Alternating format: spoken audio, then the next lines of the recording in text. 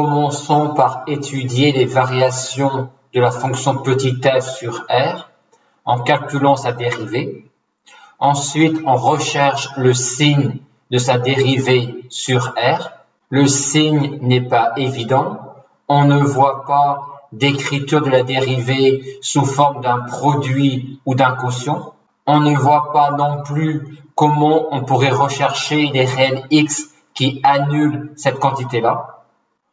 On va donc visualiser les valeurs prises par cette quantité-là en étudiant la fonction qui a x associe cette quantité-là.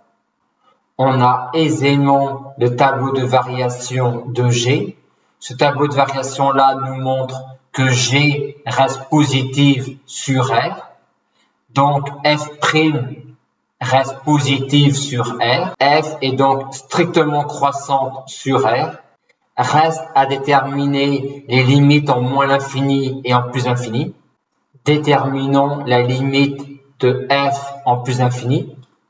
F de x est la somme de 4 termes. Ce terme-là tend vers plus l'infini.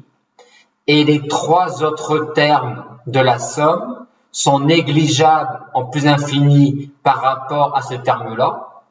C'est clair pour 1, qui est clairement négligeable par rapport à exponentielle x qui tend vers plus infini.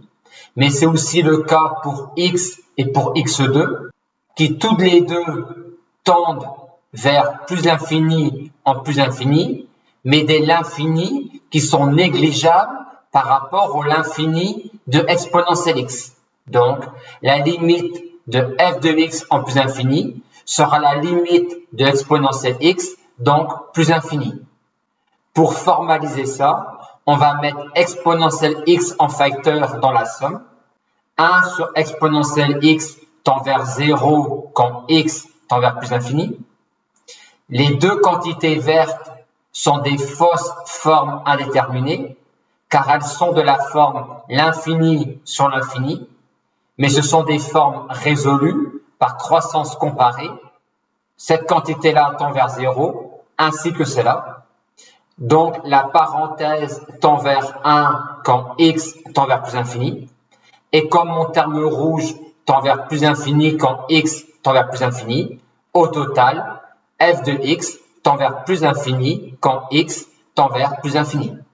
Pour rechercher la limite quand x tend vers moins l'infini de f de x, le raisonnement est le même.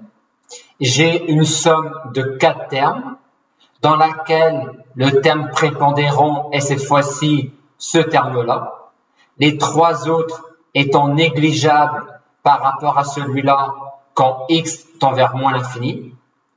La limite quand x tend vers moins l'infini de f de x sera donc la limite de ce terme-là, à savoir moins l'infini. Et pour le formaliser, nous allons mettre ce terme-là en facteur dans la somme. On montre aisément que la parenthèse tend vers 1 quand x tend vers moins l'infini.